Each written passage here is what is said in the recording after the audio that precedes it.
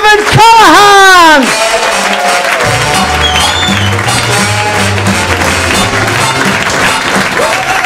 A huge round of applause for your host and compere, Mr. Alfie Jury.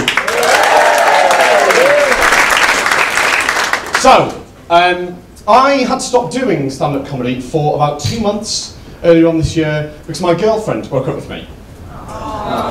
Yeah, actually gets worse than that. We went out for 8 months, 8.5 months, and she decided to break up with me through the medium of text message. Yes, that is the usual reaction that that's got. A lot of my friends said to me, ooh, text, that's the worst way you can break up. Ooh, text, that's the worst way you can break up with someone. How unimaginative do you have to be to think that text message is the worst way you can break up with someone? I can think of loads of worse ways. At knife point, that's the worst way. I like the idea of breaking up with someone via recorded post for putting one too few stamps on the letter. They have to go down to the post office, pay £1 to receive the rejection. Via bomb threat, that's the worst way. Via look-alike, that's my favourite worst way. That's why, right, if ever I'm going out with someone in the future and they go, ooh, text, that's the worst way you could break up with someone. I'll be like, here, open this box, and they'll go, ah, bees! I'm like, I don't want to see you anymore!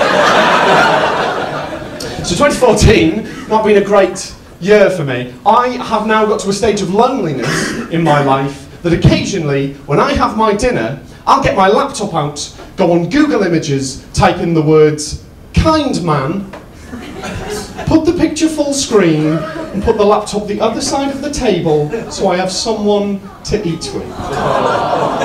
Now that is admittedly sad, isn't it? Until you factor in my ridiculous brain, which very much took that idea and ran with it, so that to date I have had dinner parties with Judi Dench, Barack Obama, Gandhi and Hitler, and they are all impeccable listeners. Once had a dinner party with Nicole Kidman, but that is when I misspelt kind man. It's been an awful year. I say the best thing that's happened to me in the last 5.5 months, best thing that's genuinely, is I got defrauded earlier on this year. Got my card cloned, right? The people who defrauded me made 73 different charges on my card, and they were all declined!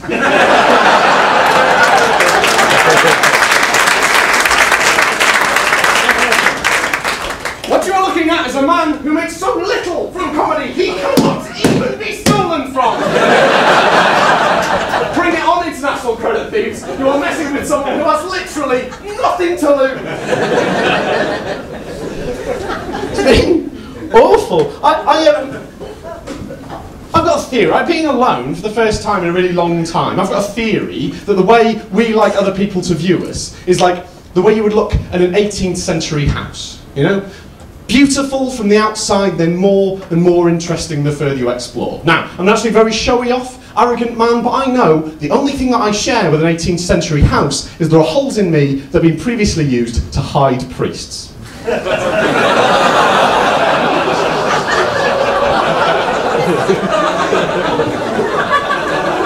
I thought I knew how to live. I thought Ian, thanks very much. I thought I knew. I'll get you one at a time. I thought I knew how to live, genuinely. I thought I did, but I don't, you know? I don't know the best way to live anymore. My uncle, of course, he thought he'd find the best way to live. He decided to lose himself in his work, but he worked for the Coast Guard. His body's never been found. The other day, I actually found myself, I realised that I had sat down and spent a whole afternoon reading through the entirety of Dave Benson Phillips's webpage. Yeah. So remember Dave Benson Phillips? Yes. Yeah, one or two, right? Right, you can attest. Right, you do, sir. Right, does anyone not know who he is? Yeah. Right, Dave Benson Phillips, right? He used to present a children's game show in the 1990s called Get Your Own Back. That's right, isn't it? Yeah, that's right. If you've never seen it, this is what Get Your Own Back's like. Imagine if they set the film Saw in the Wacky Warehouse. Imagine if the film Saw was directed by Dave Benson Phillips. I mean, there's no other way to describe it. Dave Benson Phillips is a man who ostensibly has not been on television since 1999. That makes him very much one of the last millennium celebrities, like Henry VIII. So, it's my favourite joke in the set. It never gets a laugh, but I keep it in because I've got integrity. Right, I sat down I read through the whole of Dave Benson Phillips's webpage. I genuinely recommend this. It's as hilarious as it is tragic, right? There's one gem in it, and it's called FAQs of DBP, Frequently Asked Questions of Dave Benson Phillips. Now, before I read this, I assumed the only frequently asked question of Dave Benson Phillips was, have you been actively seeking work in the last 2 weeks? So many more.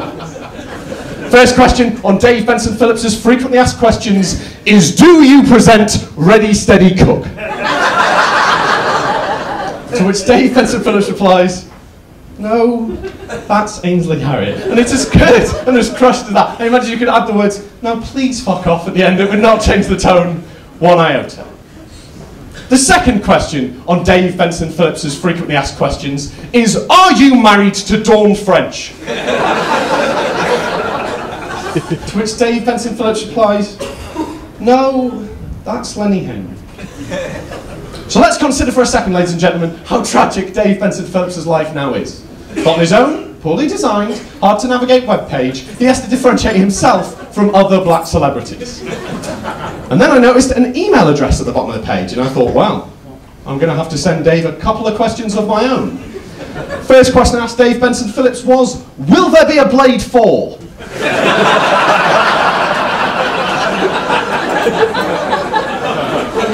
Next question I asked him, all in capital letters, why did you beat up Rihanna? And I signed it off with, congratulations on your re-election, love to Michelle and the girls. So, I still don't understand why Katie left. I don't know, I don't know the best way to live anymore, you know? Partly, you have to go back to basics, don't you? You've got to think about things that what you always wanted to do. I've only ever wanted one job in my life, and that's a job where you get to wear a hat. But because of the decline in the public sector, there's only two left. They're bus driver and Pope. So I thought I'd apply for both, but I'm quite lazy, so I only want to write one letter. So let's see if it works for both bus driver and Pope. Dear Sir, Madam, Bishop, I'm writing to inquire about becoming the driving force behind your intercity network. I think I'd be perfect for this job, as I'm a homophobic old man who enjoys sitting behind sheets of glass. My aptitude for this position is assured by the fact that I'm completely unwilling to accept change.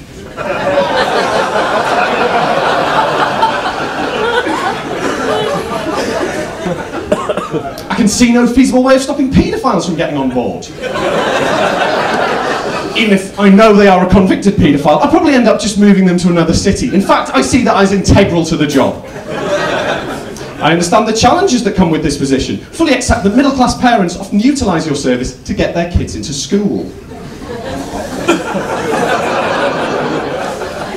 That's great. You can all fuck off. I mean, if laughter is going to degrade at that level, because we're only there, you know, and we can see we've got stuff here. It's only going to get shit, isn't it? All I'm saying is, think about yourselves. I mean, I've done that now, which makes it worse. Deconstruct it and take all the joy out of the room. And this is getting worse every time. The more I address it, the worse it gets. Maybe stop addressing it, but I can't. There's something in me. I always enjoy the looks on the public's faces when someone in my would-be position does turn up in their town. Generally one's of utter relief, as despite the details of the visit being published up to a year in advance, the actual arrival is still unbelievably rare and unexpected. Please find enclosed a picture of me on a Route Master 267, tutting an independent businesswoman and criticising her for having periods. Yours sincerely, David Callaghan. But hopefully, I'll get that. I don't know. I think the most important thing that I've learned from this year is to learn from your mistakes.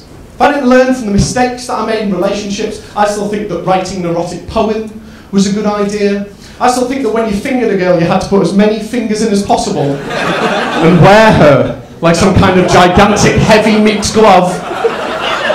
But as we all know, the golden rule is, it's the same as sugar in tea. 2's plenty, 3 if you're a builder.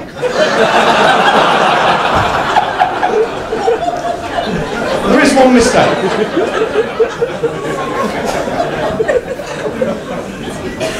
There is one mistake that I genuinely do regret. I remember walking through the park one day with Katie, and she decided it'd be a really nice idea for us to carve our names into a tree. like teenagers did in the 1950s, in fiction. So, Katie went first. She got the penknife out, she carved in Katie loves. She handed the penknife to me to put in David. But I didn't put in David, ladies and gents. I put in cock.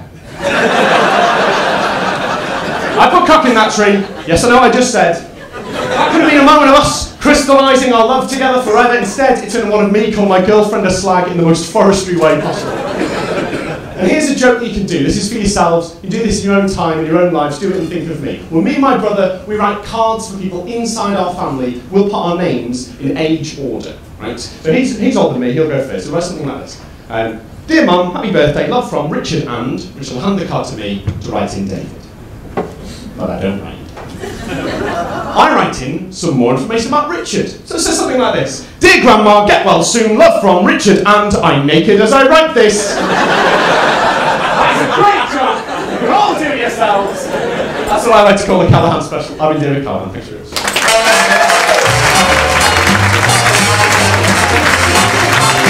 Very good.